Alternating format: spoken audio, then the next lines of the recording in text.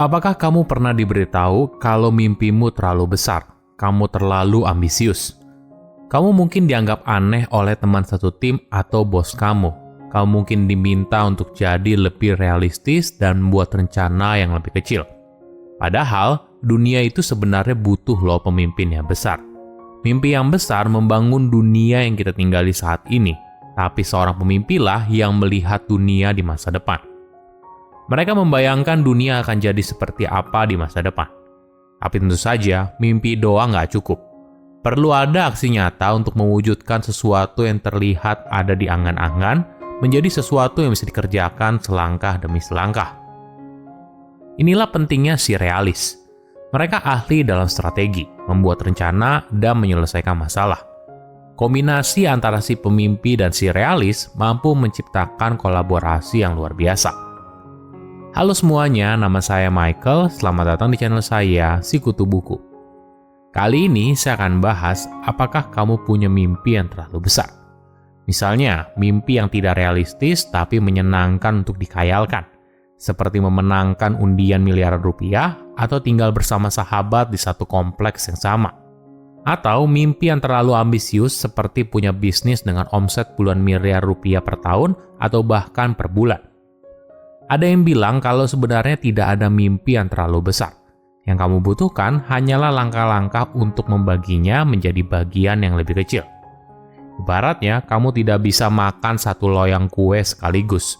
Tapi kamu bisa mulai memotongnya satu slice demi satu slice hingga akhirnya kue itu habis. Di sisi lain, ada juga yang memilih untuk jadi realistis. Mereka tidak berani bermimpi sebesar itu, karena titik mereka sekarang sangat jauh dari mimpi tersebut. Misalnya, kita bermimpi untuk jadi the next Bill Gates. Tentu saja, ini mimpi yang sangat besar kan? Dan kemungkinan besar tidak akan kita raih. Namun apakah bermimpi itu salah? Bukankah ibarat sebuah lagu kalau mimpi adalah kunci? Di sisi lain, kita seharusnya lebih membumi dan tidak berhayal terlalu banyak.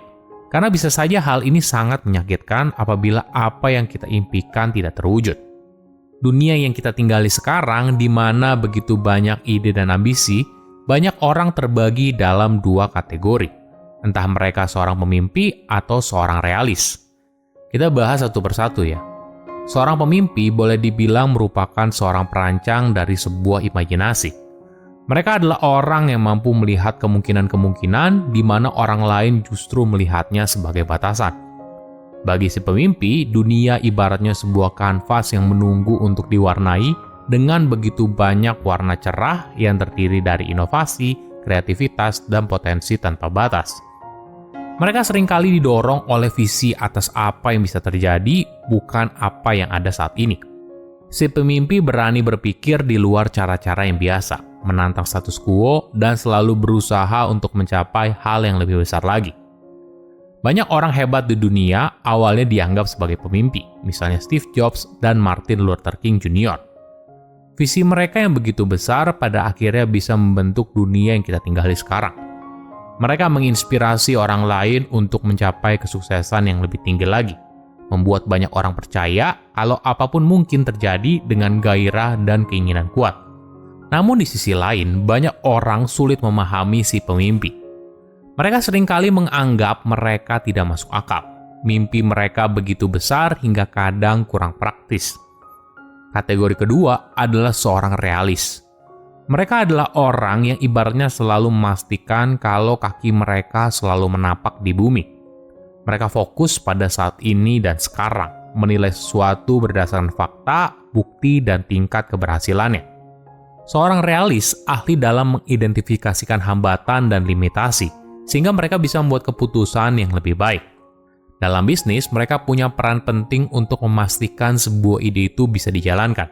Mereka adalah perencana, ahli strategi, dan si pemecah masalah yang memastikan proyek bisa berjalan lancar tepat waktu dan sesuai budget yang diberikan. Tapi sayangnya, seorang realis seringkali terlalu hati-hati. Tidak berani berinovasi karena inovasi rawan gagal. Menariknya, walaupun si pemimpi dan si realis mungkin terlihat bertolak belakang, sebenarnya mereka saling melengkapi. Ketika dua pola pikir ini bersatu, maka mereka mampu menciptakan hasil yang luar biasa. Si pemimpi menyediakan visi dan inspirasi, Sedangkan si realis membawa penerapan dan pemikiran strategis yang penting untuk mewujudkan mimpi tersebut menjadi kenyataan. Dalam dunia kerja, tim yang sukses berisi keduanya. Si pemimpi punya ide yang berani, mendorong batas yang dianggap mungkin, sedangkan si realis memastikan ide tersebut masih bisa dijalankan secara efektif. Keseimbangan ini penting untuk inovasi dan pertumbuhan. Sebagai contoh, saat merancang sebuah produk, si pemimpi mungkin punya ide produk baru yang beda banget hingga bisa mendisrupsi pasar. Tapi si realis tidak berhenti di sana. Mereka lalu sibuk menghitung berapa biayanya, tantangan apa yang mungkin muncul, hingga kondisi pasar yang akhirnya membuat tim tersebut mampu menciptakan rencana yang masuk akal untuk mewujudkan produk menjadi kenyataan. Silahkan komen di kolom komentar pelajaran apa yang kalian dapat ketika tahu informasi ini. Selain itu, komen juga mau tahu informasi apa lagi yang saya review di video berikutnya. Saya undur diri, jangan lupa subscribe channel YouTube Sikutu Buku. Bye-bye.